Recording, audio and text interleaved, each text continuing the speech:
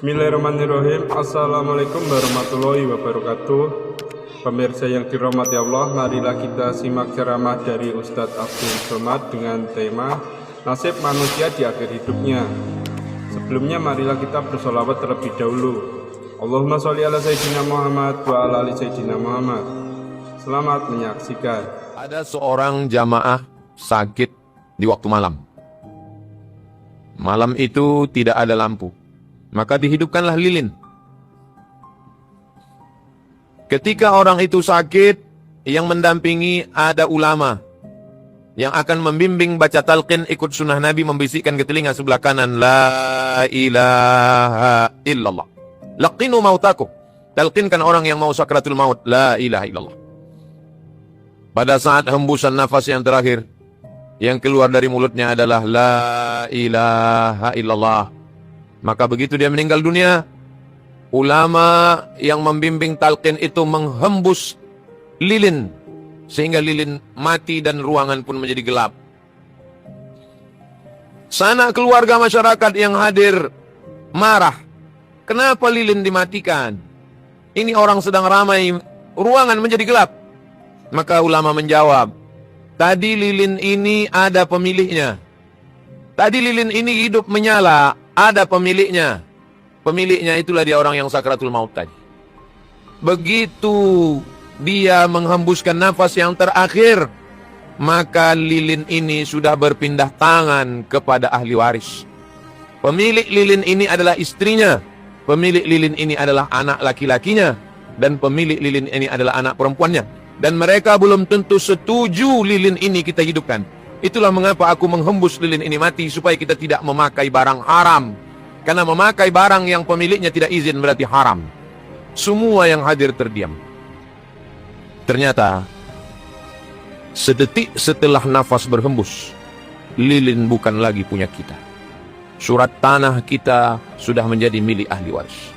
Surat rumah, STNK BPKB, akte notaris, cincin gelang emas, tabungan, semua sudah berpindah tangan. Dan itulah malam yang terakhir kita. Di rumah yang kita membeli tanahnya, kita menggambarnya, kita mencari arsiteknya. Rumah yang kita idam-idamkan, yang kita tunggu-tunggu selesai supaya cepat pindah. Rupanya itulah malam terakhir. Sedetik setelah napas berhembus terakhir, jantung tidak lagi berdenyut dan berdetak. Kalau jantung sudah tidak berdenyut, maka darah membeku. Kalau darah membeku, maka tidak ada oksigen yang naik ke otak. Maka darah kalau sudah membeku, dia pun akan membusuk. Kawan, sahabat, handai tolan, anak, menantu, semua datang. Mereka melaksanakan sholat jenazah. Setelah itu mereka pun memasukkan kita ke liang lahat. Setelah itu mereka tutup, mereka timbun, mereka injak, mereka pun pulang ke rumah masing-masing. Proses yang pertama terjadi adalah kaku. Siku-siku, semua tulang-tulang tidak lagi bisa dibengkokkan. Itulah kenapa orang yang meninggal dunia langsung tangannya dibuat bersedekap. Karena kalau sudah sekian jam yang pertama terjadi adalah kaku seperti kayu. Tangan, leher, kaki tak dapat lagi bergerak karena darah sudah membeku. Proses yang kedua adalah pembengkakan. Karena di dalam badan ada gas, maka ketika itu mulailah membengkak. Itulah kenapa bangkai ikan hiu yang ada di tengah laut tidak boleh disentuh karena dia akan meledak. Maka manusia yang ada di dalam tanah, wajahnya membengkak. Kulit kepalanya mulai membengkak. Usus mulai keluar bakteri-bakteri, kuman-kuman. Lalu kemudian membengkak. Setelah kaku kemudian membengkak. Setelah membengkak kemudian memecah. Maka kulit kepala yang dipakai dengan sampo, sabun, pagi, petang, siang, malam, mandi, bersih, kulit kepala mulai mengelupas. Kuku-kuku yang selama ini dibawa ke tempat untuk membersihkan, khusus kuku bagi orang-orang yang banyak uang dan harta, kuku mulai lepas dari ujung-ujung jari. Karena kulit mulai mengelupas. Perut mulai menggelembung. Usus-usus membengkak. Lalu kemudian perut pun pecah. Pori-pori membesar. Lalu kemudian kulit mengelupas. Warnanya warna hitam lebam. Lalu kemudian cacing, belatung, ular, kalajengking berdatangan. Kita hanyalah setumpuk daging busuk yang akan menjadi santapan setingcan. Mana orang kaya, mana pejabat, mana yang ganteng, mana rakyat jelata, sama di hadapan Allah Subhanahu wa ta'ala.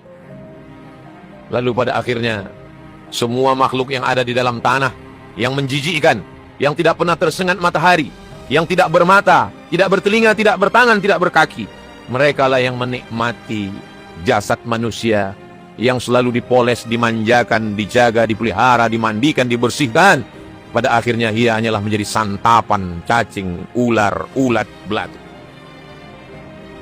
Berubah tulang belulang, rambut dan tulang lama, sesuai dengan kadar tanah. Ada tanah bebatuan, ada tanah gambut, ada tanah kapur. Pada akhirnya kita hilang. Cerita tinggal kenangan semata. Kalau pernah kita membawa anak ke masjid, lalu kemudian di tengah petang saat matahari tenggelam nampak ufuk merah di sebelah barat, dia ingat setiap maghrib ayah membawa. Dia pun dengan meleleh air mata dia datang ke masjid. Di saat itulah datang setetes dua tetes aliran pahala dari anak yang soleh.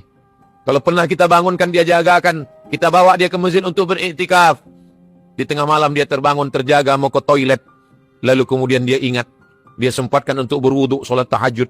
Dengan meleleh air mata dia berkata mengadu kepada Allah, Rabbil firli wali walidayya warhamhuma kama rabbayani shaghira. Kalau sempat di tengah kesibukan itu kita ajarkan alif bata, surat-surat pendek. Sempat memanggil anak untuk mendengarkan setoran amma yatasaalun. Sempat untuk mendengarkan dia membaca Yasin wal Qur'anil Hakim. Saat tiba hari Jumat, sempat dia buka Al-Quran. Dia kirim Yasin. Dia baca Qul Huwallah 3 kali. Al-Falaq sekali. An-Nas sekali. Al-Fatihah sekali. Pangkal Al-Baqarah sampai wa ulaika humul muflihun. Ayat kursi. Ujung Al-Baqarah 3 ayat lillahi ma fis samawati wa ma fil ard.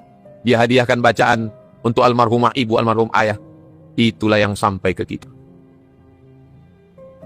Kalau sempat dia belikan 2-3 sak semen, batu bata, batu kerikil, kosen pintu, kipas angin, kubah masjid, pembebasan tanah semeter 2 meter. Itulah yang akan mengalir hari Jumat, subuh, zuhur, maghrib, isya, Idul Fitri, Idul Adha, tarawih, witir, bertadarus orang. Itulah yang mengalir. Adapun rumah yang kita bangun, sebesar apapun dia, keramiknya impor, arsiteknya datang dari jauh, rumah sudah berpindah tangan ke milik orang lain. Istri hanya menunggu 4 bulan 10 hari. Walladzina yatawaffawna minkum wa yadharuna azwajan yatarabbasna bi anfusihinna 4 ashhuri wa 'ashra. Mereka yang suaminya meninggal, maka dia hanya menunggu 4 bulan 10 hari. Setelah itu pun dia akan dipinang oleh orang lain. Orang lain akan naik ke rumah, akan naik, semua ditinggalkan. Cerita yang lama hilang, muncul cerita baru.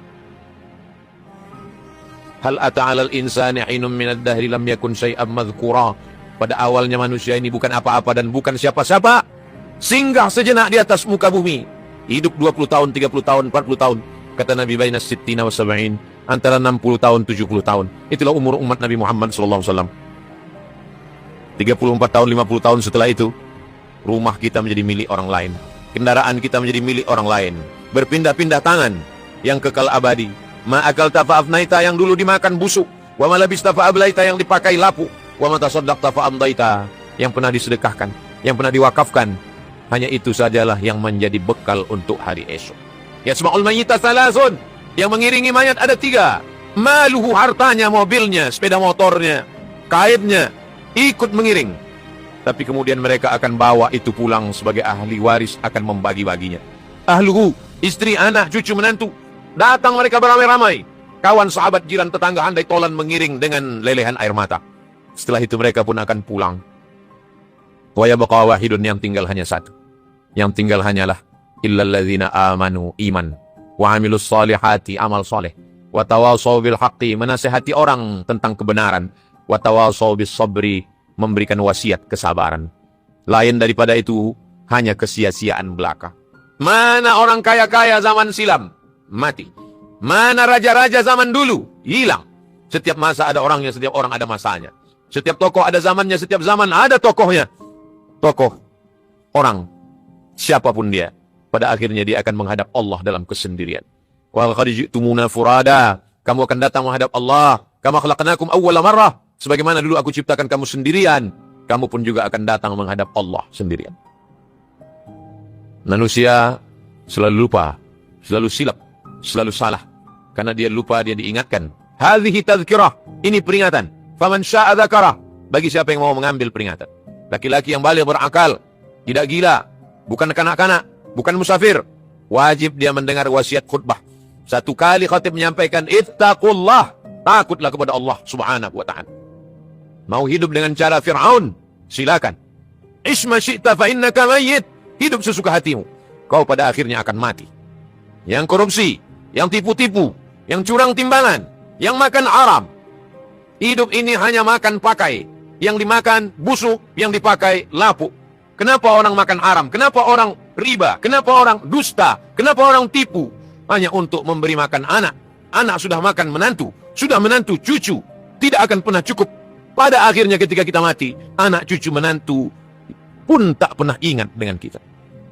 Betapa sedihnya nasib manusia. Kalau pernah sempat mulut berzikir, subhanallah wa bihamdihi subhanallahil azim. Kalimatani, dua kalimat, khafifatani 'alal lisan, ringan di lisan, tsaqilatani fil mizan, berat pada timbangan mizan hari kiamat, habibatani ilar rahman, disukai Allah, subhanallah wa bihamdihi subhanallahil azim. Kalau sempat mulut mengucapkan la ilaha illallah, afdalu dzikri, seafdal zikir la ilaha illallah. Itulah yang memudahkan sakratul maut. Iqra'ul Qur'an, baca Al-Qur'an, fa innahu yati yaumil qiyamah, Quran akan datang pada hari kiamat, syafi'an li ashabih, memberikan syafaat pada orang-orang yang membacanya. Orang-orang yang sudah mati, kulitnya sudah melepuh, dagingnya sudah membusuk, perutnya sudah menggelembung. Pada saat itu mereka ditanya Allah Subhanahu wa taala, maukah kamu hidup lagi wahai mayat-mayat, jenazah-jenazah? Mereka menjawab, laula akhartani ila ajalin qarib, hidupkan kami walaupun sebentar, hidupkan kami walaupun sedetik, hidupkan kami walaupun sekejap ya Allah. Fa as-saddaqa, kalau engkau beri kami kesempatan hidup sekali lagi, kami mau bersedekah ya Allah. Di antara sekian puluh ribu amal, mereka memilih satu amal yang paling utama. Fa as-saddaqa, kami ingin bersedekah ya Allah. Apa kata mereka ketika melihat azab? Rabbana absarna, mata kami sudah melihat azab. Wa sami'na, telinga kami sudah mendengar azab. Farji'na, balikkan lagi kami ke dunia ya Allah. Na'mal salihah, kami ingin beramal salih. Tapi apalah daya, hidup sekali, buatlah hidup berarti. Hidup sekali lagi, tanggung jawab menanti. Inna sam'a, pendengaran, wal basar, penglihatan, wal fuad, hati dan pikiran, kullu ulaika kana anhu mas'ula. Semua akan disoal, semua akan ditanya, semua akan diminta tanggung jawab di hadapan Allah Subhanahu wa taala. Mana Fir'aun yang hebat? Mati. Mana Qarun yang kaya raya? Mati. Mana Abu Lahab yang mendustakan Nabi? Semuanya pada akhirnya mati. Kita pun juga akan mati menghadap Allah. Kita mau mati menjadi orang baik atau mau tidak baik. Fa'alhamaha fujuraha wa taqwaha. Allah memberikan kita dua jalan. Jalan fujur, jalan jahat. Wa taqwaha, jalan baik. Qad aflaha man zakkaha. Beruntunglah orang yang mensucikan hatinya, memilih jalan yang benar. Qad khaba man dassaha. Sia-sialah orang yang mengotori dirinya dengan yang haram, lalu dia kemudian memilih jalan yang tidak